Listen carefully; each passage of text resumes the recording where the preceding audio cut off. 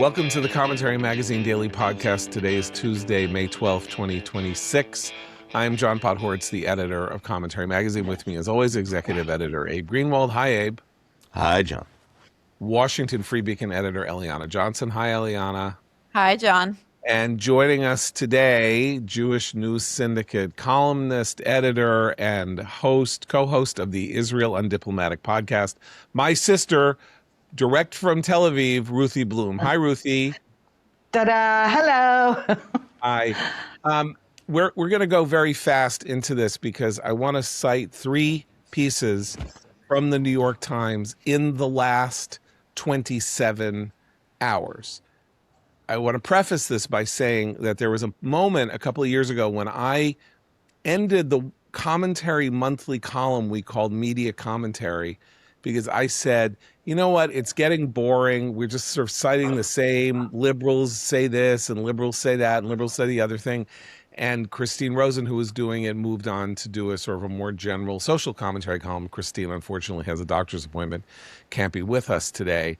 And clearly, I'm going to have to revisit this decision or focus it even more closely because the issue is not the media, though the media are bad. The issue is the New York Times, the most important media organization in the world, just announced it got another 350,000 paying subscribers. It's up to about 14 million paying subscribers worldwide. That dwarfs like any number of a subscription service, I think, practically in terms of news gathering or print or whatever you might want to call it anywhere in the world. So its importance is now growing and growing and growing. And here are the three articles that the New York Times published in the last 27 hours. I'm going to start with the most recent one because it's the most dumbfounding. It's a piece called The 100 Best Restaurants in New York City by Lagaya Michon. Why am I citing this? There are 100 restaurants in this. This is all about ethnic food. Okay, so she is going all over New York City, Queens, weird neighborhoods in the Bronx, Staten Island, deepest Brooklyn, Trinidadian and Tobagonian food, Ghanaian food, Sri Lankan food. There are 100 restaurants on this list. There is not one restaurant on this list that is Israeli inflected or owned by an Israeli. There is one Jewy restaurant, that's Barney Greengrass on the Upper West Side, number 92. Otherwise, there is no Israeli restaurant. There are 100 Israeli restaurants in New York City. There are now 4 or 5 very serious high-end Israeli dining experiences in New York City. There's Florentine, there's Mizanon, there's various others.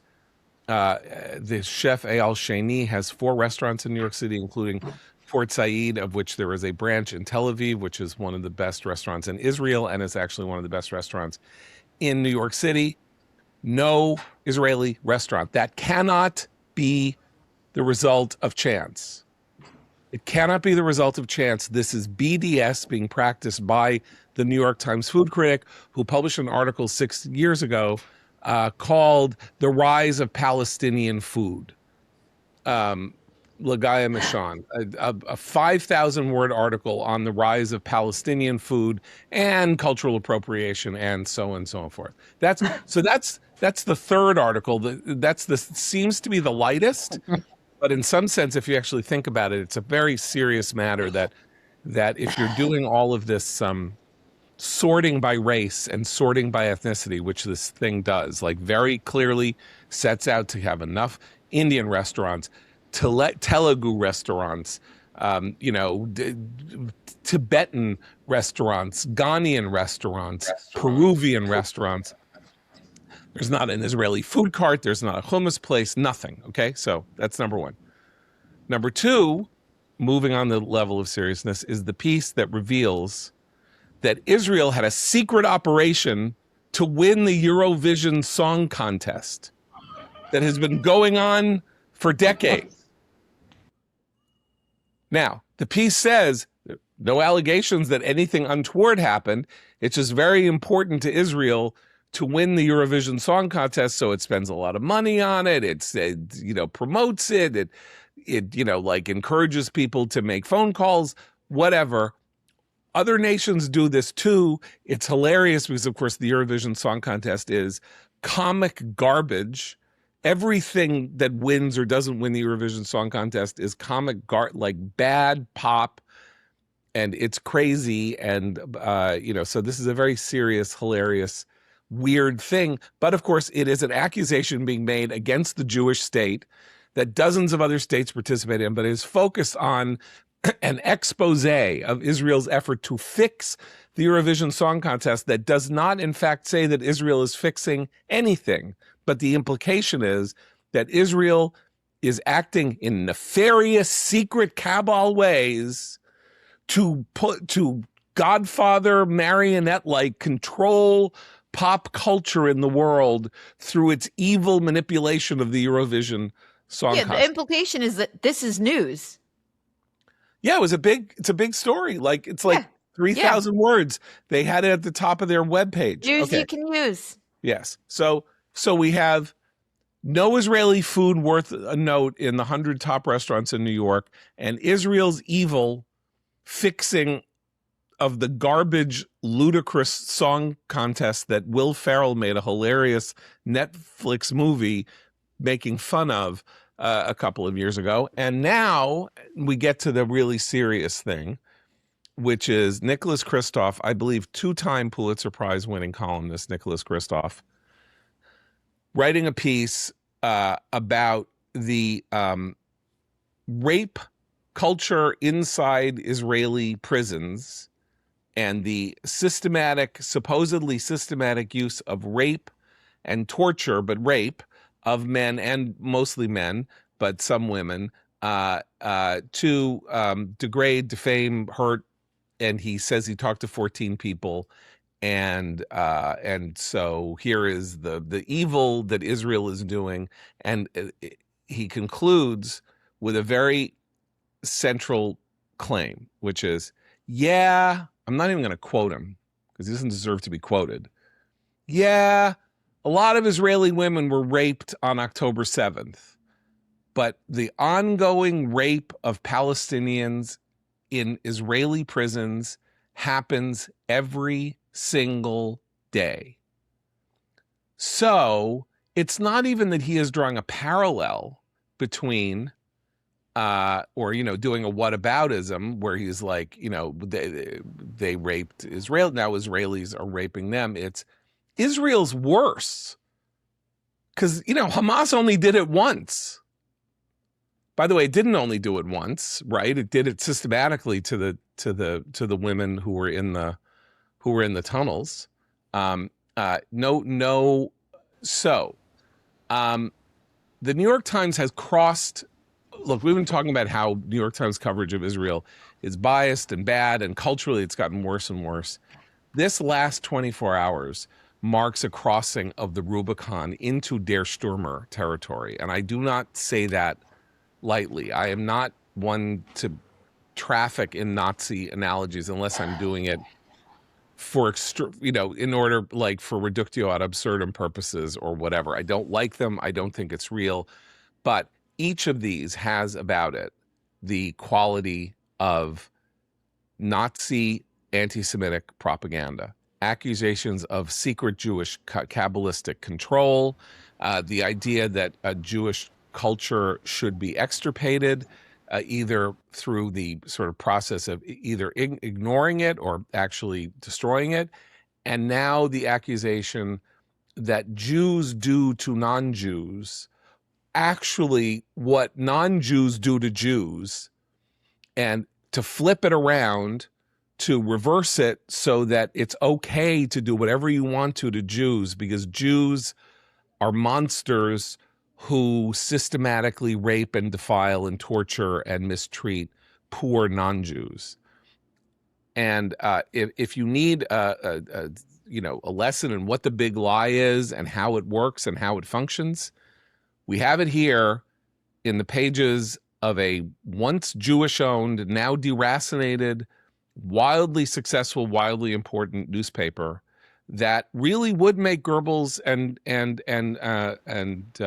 Stryker proud to know that they're in their company. And I say that That is a paper that is edited by a Jew named Joseph Kahn. It is owned by the Sulzberger family, which, as I say, is barely Jewish anymore, but obviously has Jewish roots.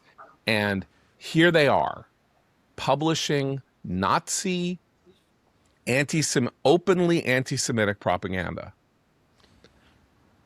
Ruthie.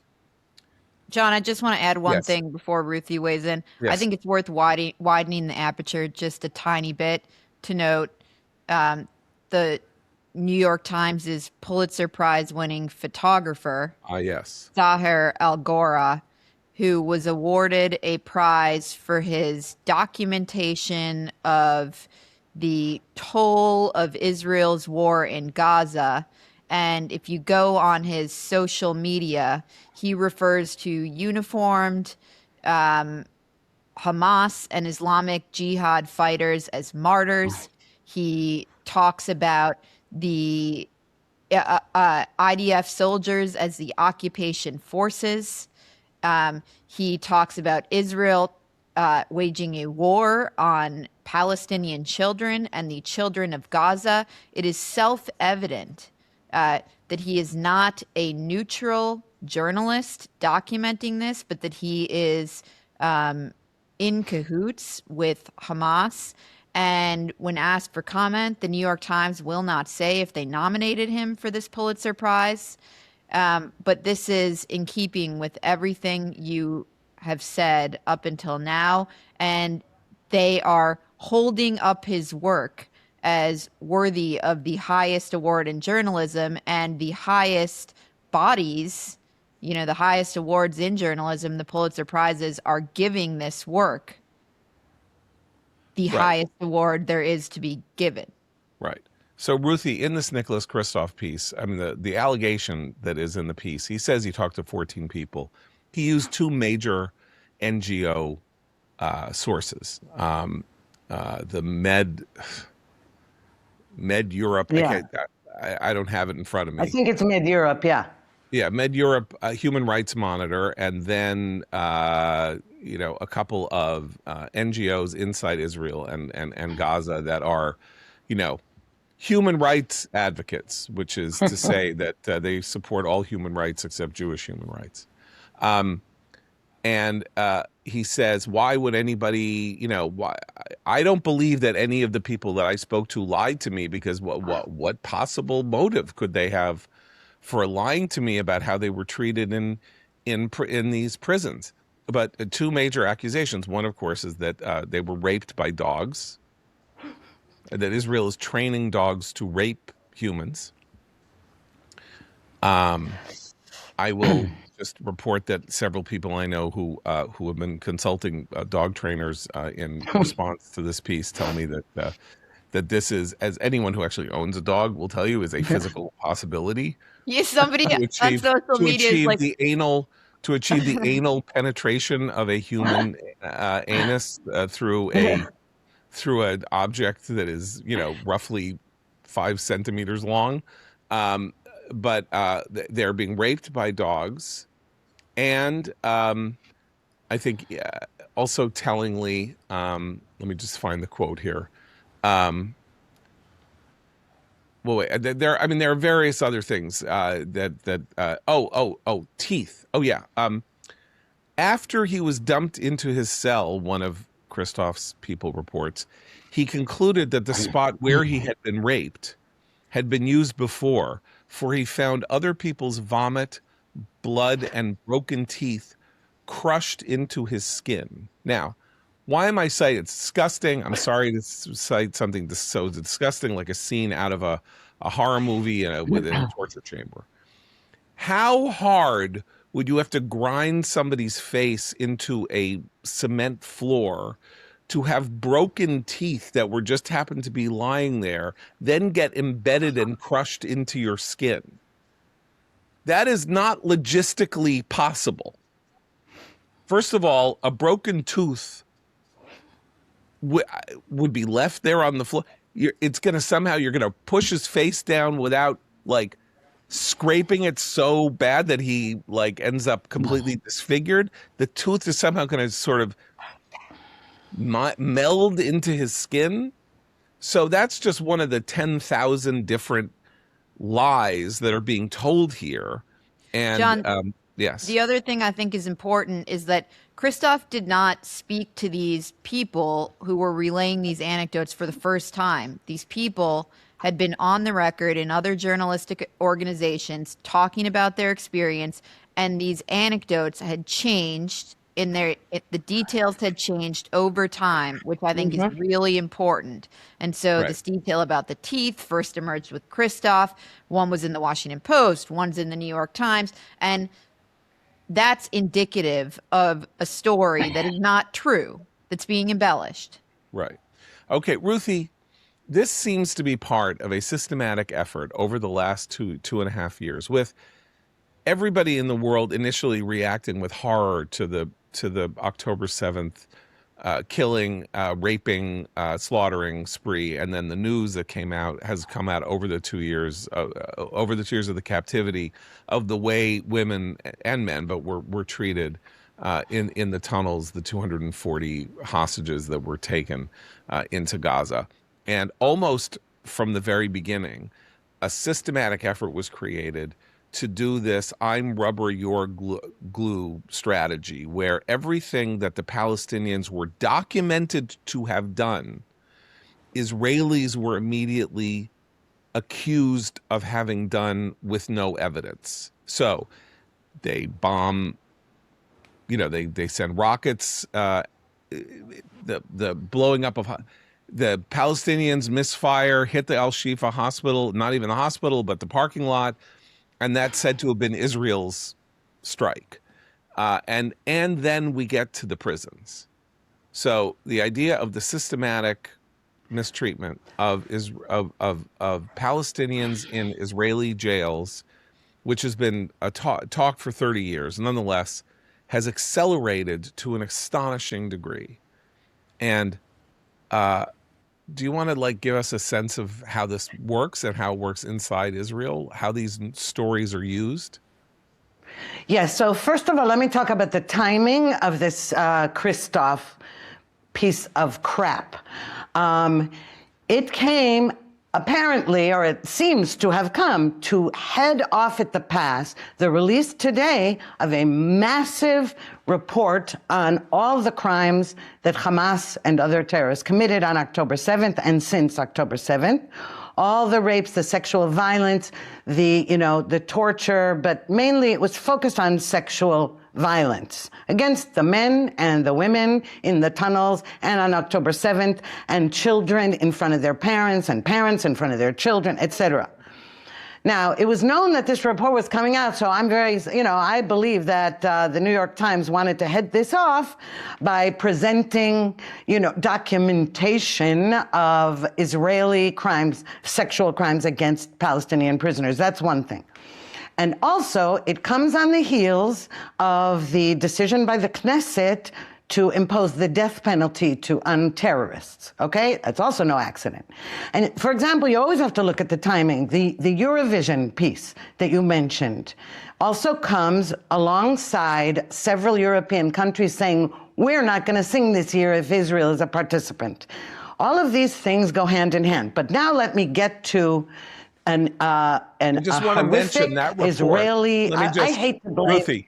Ruthie, let me just mention that Okay, anybody who is listening who wants to read the report that Ruthie is talking about, which is released by the Civil Commission on October 7th Crimes by Hamas Against Women and Children, can do so by going to civilc.org, where the report has been made public today. It is a extraordinarily detailed, factually based, incredibly, I don't know what you would describe it, authoritative summa of every single incidence of the crimes and sexual abuse of women and children by Hamas since October 7th.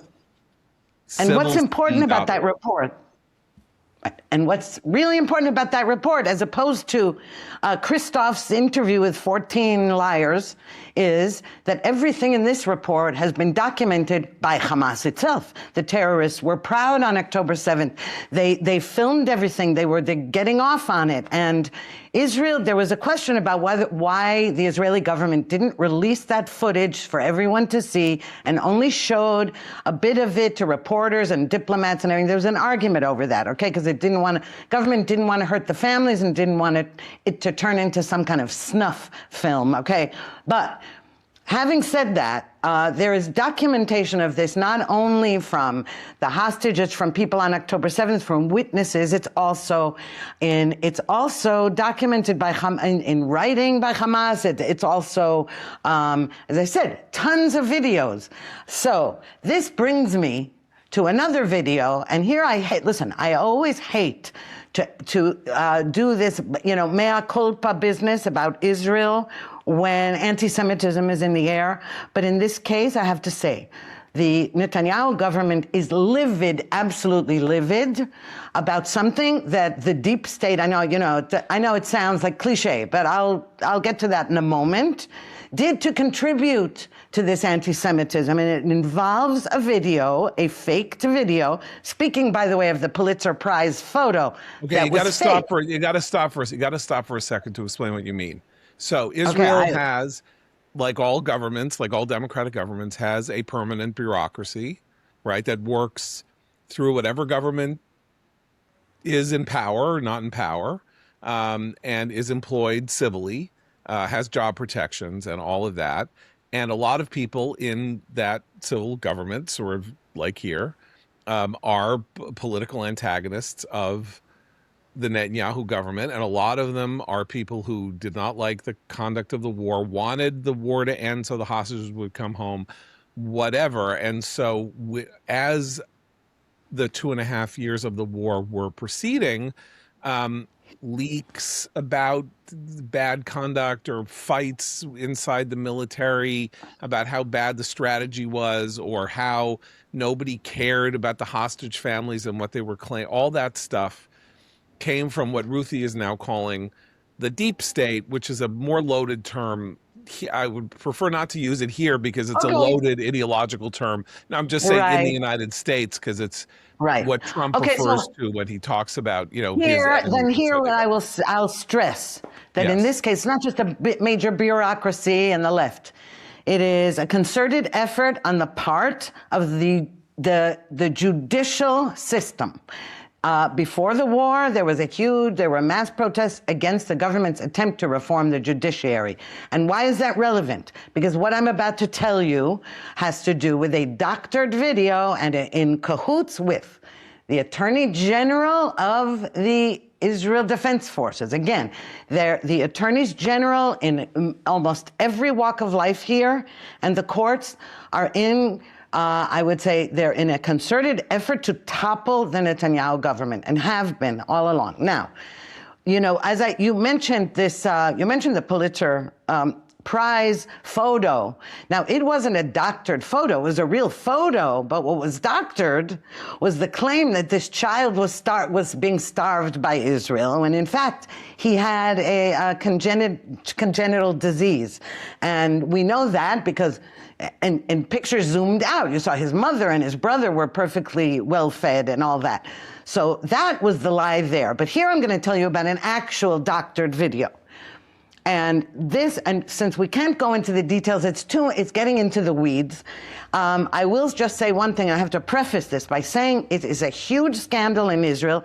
The Israeli government, in particular ministers in charge of combating anti-Semitism and BDS, say that this I would say cooperation between a left-wing TV channel and the Attorney General in the army were in cahoots to make it appear as though Israeli soldiers are raping Palestinian prisoners. The damage that it did, never mind that we've already proven that the video is fake, that it didn't happen, and there are many details proving that.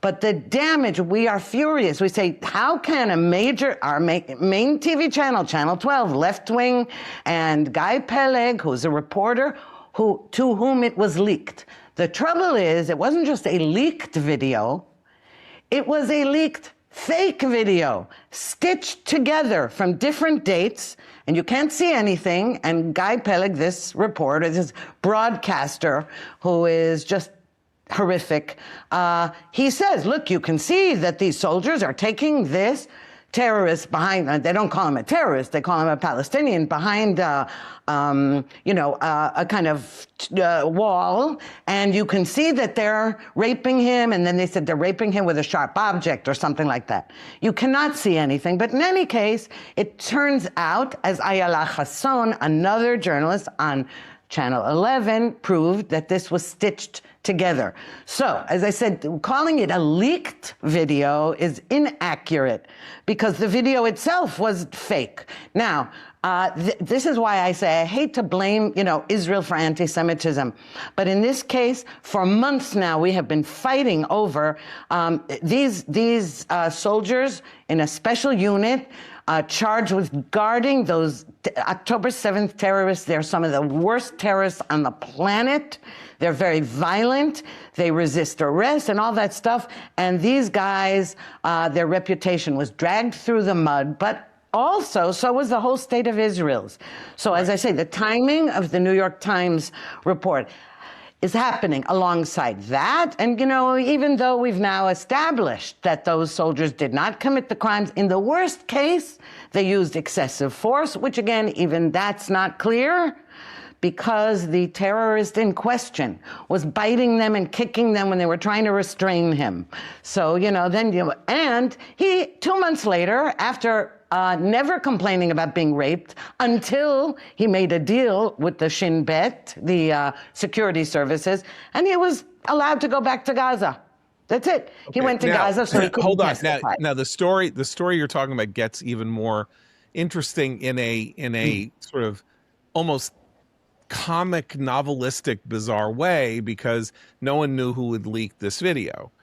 So it turned out the video was leaked by a woman named Yifat Tomer Yerushalmi, who, as you say, is the Attorney General of the IDF, not the Attorney General of the State of Israel, but essentially the chief legal officer of the IDF. And somehow she got her hands on this. That's right. IDF Advocate General. Advocate General. Right. Right. So nobody knows who leaked it. Somehow she then, terrified because she's the one who leaked it, that she's going to get caught, takes her phone and throws it into the Mediterranean. Hold on. Wait a minute. It's more interesting than that. Just one sec, John. She resigned over a different issue, a riot she was accusing right-wing activists are going into that prison where this event supposedly happened and didn't happen. Right-wingers were going there to protest, and she got involved in that. She resigned. But that's not the interesting part with the phone. The interesting part is that she faked a suicide attempt. And in so doing, she disappeared. Her husband couldn't find her. Nobody could find her. And then they found her car near the Mediterranean on the edge. And then they thought she drowned herself. But what she had done, basically, she got herself wet, is she dumped her phone there. And it took days and days before it turned up. People were searching for it. No one could find it because on her phone was clearly evidence, which, by the way, still has not been investigated because the people doing the investigating are more on her side than on the government side. Well, okay, and on the soldier side. But she actually threw her phone into the water. And guess what? I have to say that iPhone or Apple should really use this as a commercial, because after days in salt water on the floorbed of the Mediterranean, it turned on. People found it on the beach and it turned on. Is that amazing or not? Yeah, some woman walking by found it on the beach. Like, that's literally. Yes. And then she was like, I'm so excited. I'm so excited because everybody's been talking about this missing phone, and then I just happened to find it while I was walking down the beach. So here you have, But I'm bringing this up only to suggest that you understand that there is a huge constituency inside Israel, inside the government of Israel, with NGOs in Israel, and of course worldwide, to defame these people who have among the hardest jobs on the planet, which is to be the guards of the prisons in which mass murderers of Jews are being held. And they have 2 or 3 different responsibilities, like one of which is to guard them and make sure that those prisoners don't come and try to kill them, and that they don't kill each other, and that they're kept in order. Second is to prevent hot-headed Israelis from storming the prisons and lynching the prisoners, which people want to do. And then third is maybe being part of being part or involved in bringing them to and from interrogations and things like that. So this is incredibly hard duty and incredibly hard service, and like they are heroes for doing it because they don't have to do it, and they have been demonized for political purposes by the Israeli left and people who want to use the prison system as some sort of a weapon against the Netanyahu government. And this is now accelerating, as you can see, with the election coming on. But just to get back to the dogs and the details in the story, let's assume that this is hard duty. People are very upset. Stuff happens in prisons, as it happens in every prison and every place on earth, and we hear about it, and it's terrible, and you shouldn't abuse people that you have excessive power over. Fine. Let's talk about what happened in Israeli prisons with Palestinian prisoners over the last 30 years. Prisoners are kept, they're dangerous, they're this, they're that, and then the politicians in Israel, including Bibi Netanyahu, negotiate for the release of these people who would just as soon kill any one of those guards as they would let them breathe if they had any opportunity to. And of course, the most famous or notorious prison release was that of Yahya Sinwar, released from an Israeli prison in 2012, then goes back to Gaza, builds the underground tunnel city, and stages October 7th. Somebody who was so well treated in Israeli jails that he was taught fluent Hebrew and was treated successfully for his cancer, not obviously by the guards. A brain tumor. So he was cured rather than allowed to die. He was treated well. He himself, I believe, said that he was treated well. In fact, he had contempt for Israel for having treated him well. So there's no good answer here. And if you do this, you do it, you protect them, and then they go off and they stage October 7th. So you can imagine how high the emotions run in the core of people who do this for a living, about how it is that they're supposed to protect these prisoners from each other, from the lynch mobs, from whatever. But mainly what I wanted to say is that this is how Israelis contribute to the lies about Israel in the world. And when they do it, and you say the New York Times is, has all these subscribers. Well, in Israel, you're talking about journalists with a reputation, a well-known reputation. I mean, even on Dan Senor's podcast, he mentions that channel regularly, etc. Amit Segal, who's a guest on his, is a Channel 12, broadcaster. You're not talking about some extremist leftist publication or station. You're talking about the Israeli mainstream, and these are people who would rather slander and libel and our soldiers and call them rapists and help people like Kristof than see Netanyahu as prime minister. Right. Okay.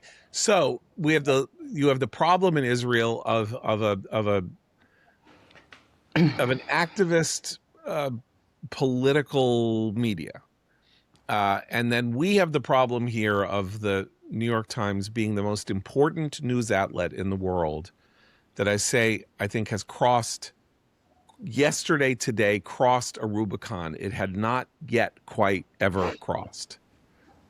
It had done news stories, it had published bad op-eds and all of this. It takes one of its it gives 4,000 words and a video to Kristof to promote this blood libel. It is a blood libel. Jews are using dogs to rape Palestinians. Ergo, if they do that, what are you allowed to do to them? The Eurovision cabal story, and then the fact that there are, I don't know, 750,000 Israelis in New York City, and apparently not one of them runs a restaurant worthy of note in the list of the 100 best restaurants in New York City. Okay, John, so can I just say, for me, it's just me personally, when the New York Times crossed the Rubicon was last year during the famine hoax. To me, that was when I had never seen anything like that, and I've seen a whole lot of awful journalism. I've never seen a concerted, unapologetic, baldly fake campaign organized on a scale like that. And it wasn't only the New York Times, by the way, they were the lead, but in outlet after outlet after outlet, every homepage was topped with these images of children, Gazan children born with congenital health problems, attached to a story about famine in Gaza, about an Israel organized famine. It was debunked in hours or so. I mean, the Free Press did a ton of it. Other places did it. That all these photos were, in fact, not of starving kids, but of sick kids. There was no retraction. There was nothing. In fact, as Eliane was discussing earlier, the Pulitzer Prize-winning photographs, Pulitzer Prizes were awarded for such photographs. So to me, that was the crossing of the Rubicon. That was the end of anything resembling sanity. Yeah.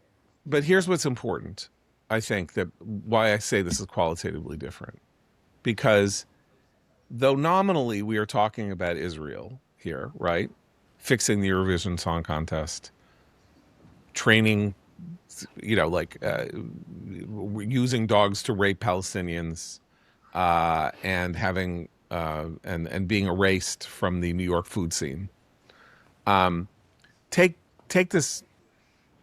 The alleging between Israel and Jews is very potent, and the reason that I said that this is Der Stürmer level is that these are the kinds of accusations that classic anti-Semitic regimes level against Jews before they start killing them. This is how it works. Jews need to be penned up because they're too dangerous to be in common company with other people. Their businesses need to be seized or killed or taken away from them because they might poison you, or they are, or their materials are poisoned by their very presence. And anything that they do to defend themselves or strengthen their own people or something like that is done in a way that is designed to cause egregious harm to non-Jews, and therefore they are worthy of suppression and then maybe worthy of a final solution. This is how it starts. And if you do it on all of these different fronts, where you have cultural, social, political, criminal charges being levied against the Jewish state for its treatment of non-Jews. That's the crossing. In other words, saying Israel misbehaved, Israel did this, Israel did that, that's one thing. But the cross section fermentation of this set of attitudes, which has been suggested over the last couple of, it's not like we haven't attacked the New York Times 1,000 times before for its unequal coverage of Israel and its unjustness. That we are getting into dangerous territory here. Just yesterday, there was another riot in Brooklyn around a shul. 1 week after a riot in front of a shul in Manhattan, Jews are getting killed on the streets of New York, of cities, in Washington. A guy was just released with no punishment for having killed a 69-year-old in Thousand Oaks in California three years ago during a demonstration. This is no joke. Jews are threatened. Jews are at risk, and the most important news source in the world is contributing to the atmosphere in which you're implicitly saying it is open season against Jews, and Jews deserve it. And therefore, Eliana has done a really noble signature thing by hiring Ira Stoll, who was running a important newsletter on Substack and his own, called Smarter Times, where he actually was sort of focusing very heavily on the New York Times. He does a lot other stuff. He's talked about Harvard, all this. But this effort to create sort of is like a one-man effort to correct and highlight the ways in which Jews are being systematically singled out, discriminated against, attacked, kept out of elite institutions, all of that. Very important work. I just want to note one other thing about this Kristof piece. There's another elision that's happening, and that's between news and opinion, and it happens all the time. But this is actually a reported news piece that could never actually have been published in the news pages of the Times because there's no way to fact check the piece. And I think it's significant that it was published in the opinion section, but it is being treated as a piece of reporting. And it is not actually going to stand up as a piece of reporting. It was published in the opinion section. It is a piece of opinion writing. And that paper is now laundering news reporting in its opinion section and presenting news reporting, in its opinion section. But there's no fact checking going on here. There's no way to fact check this piece. And there's a reason it was published in the opinion section. So a couple of things. Readers are not going to be able to make the distinction that I just make. Nobody's making that distinction. Kristof is not making that distinction. But those of us in the news business understand why this piece was published on the opinion pages. And by the way, you're absolutely right, Eliana, that readers don't really know the difference and all that. What's also important is why a newspaper like that would think it's okay, even if this were just an op-ed. Okay? If it were just somebody, Joe Schmo, saying the Jews do this, the Jews do that, and a blood libelous op-ed. Is there no limit to, is there no editor who could say, no, I don't think we're going to publish this op-ed. It sounds like Candace Owens or something, or whatever. No. So it's not merely that it's pretending to be an opinion piece, but not every opinion piece also is legitimate. Of course not. I mean, and you publish an opinion piece using unverified gossip from sources that have a systematic history dating back 25 years of believing and advocating and working to promote the big lie.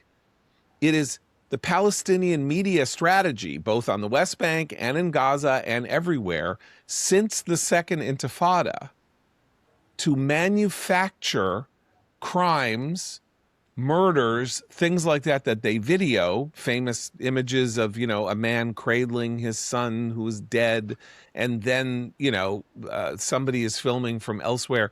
the video is released, and then the kid gets out of the father's arms and they wipe off the ketchup and Yeah. he goes off. Like, this is not just It's called one incident. Pallywood. That's the name Yeah, they gave it. Pallywood, right. Pallywood. Yeah, yeah. And of course, the I mean, not entire line. they. Mike Landis, Richard Landis gave it the name Pallywood. Yeah, That's right. the Palestinians So, didn't.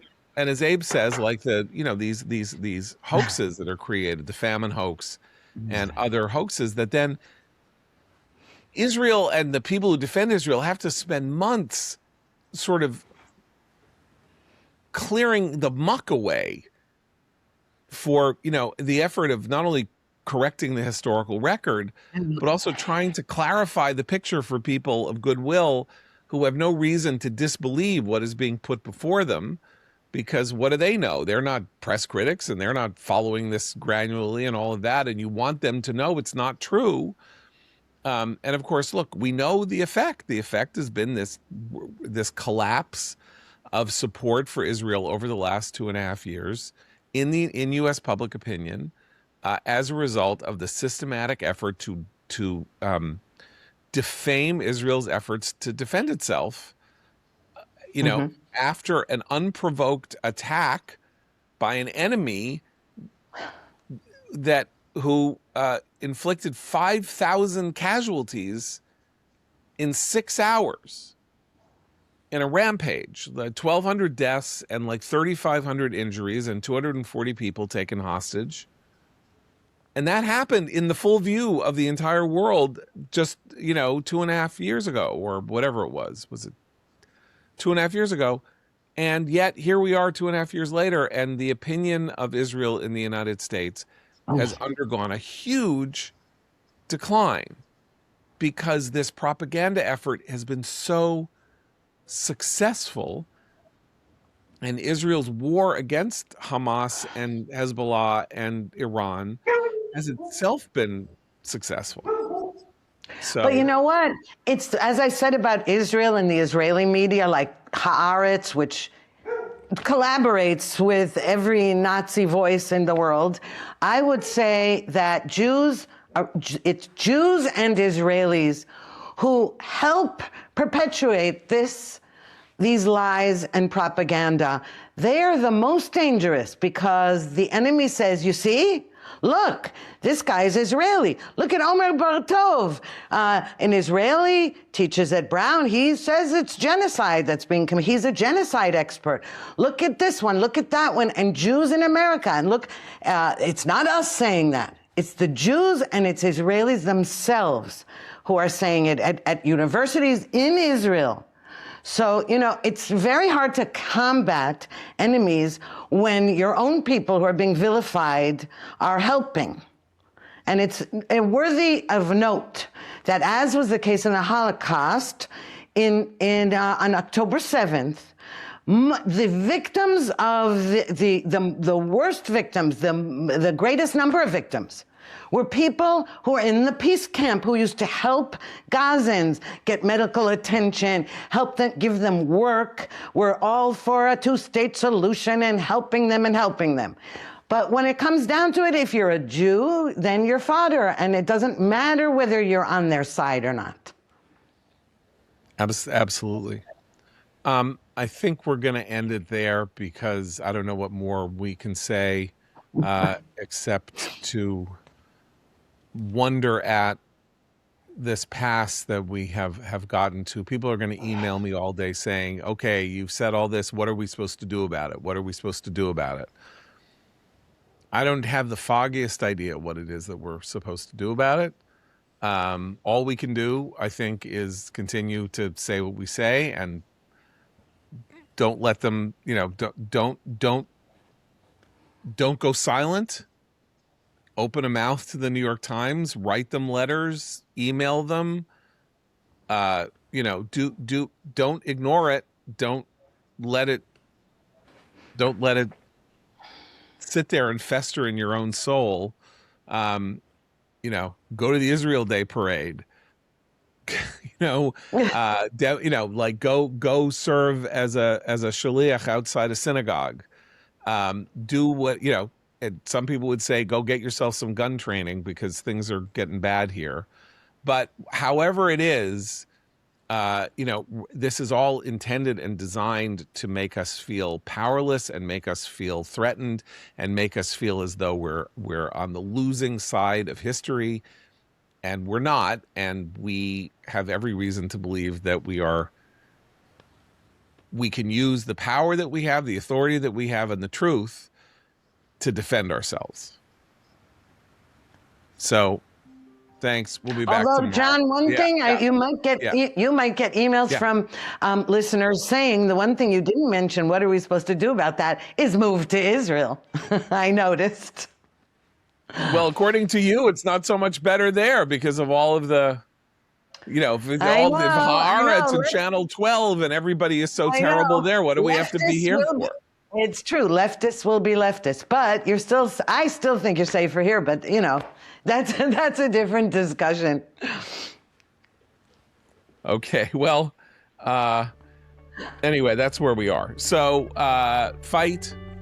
We'll be back tomorrow for Eliana, Abe, and thank you again, Ruthie, for joining us. I'm John Podhoretz. Keep the candle burning.